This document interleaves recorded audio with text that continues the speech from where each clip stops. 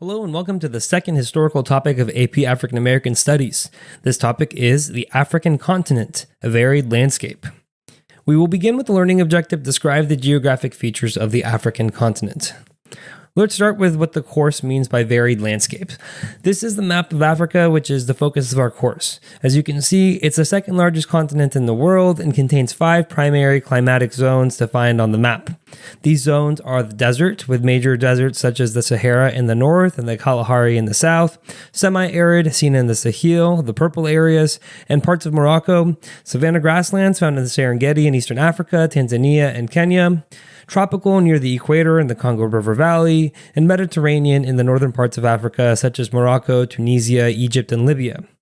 These varied climatic zones contribute to the continent's rich biodiversity, housing unique ecosystems and a wide variety of flora and fauna.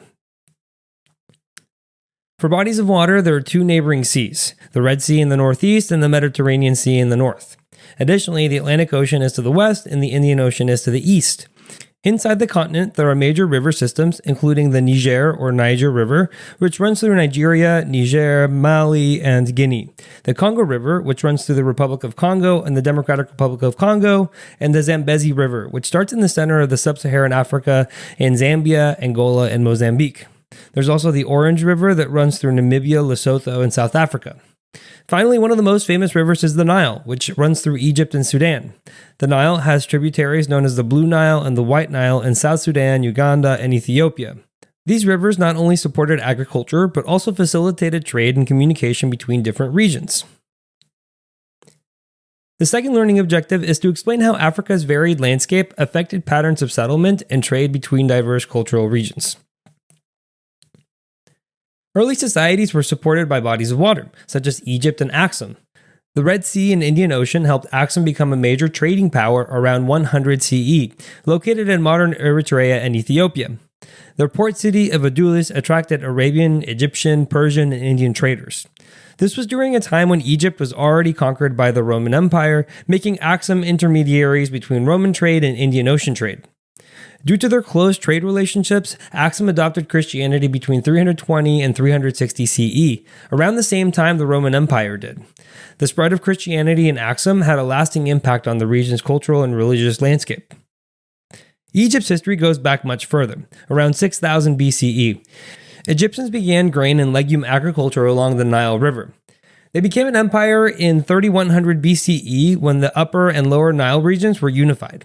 By 332 BCE, they were conquered by Alexander of Macedonia, also known as Alexander the Great, after 30 different dynasties of pharaohs had exerted their power and influence in the region. The Nile River was crucial for the development of Egyptian civilization, providing water, transportation, and fertile land for agriculture. The Sahel and the savanna grasslands are also significant. Major empires such as Ghana, Mali, and Songhai thrived here from 830 CE to 1645 CE. The region is characterized by fertile land and major river systems like the Senegal, Volta, Niger, and Benue rivers. The Sahel, meaning shore of the desert in Arabic, is the southern boundary of the Sahara Desert.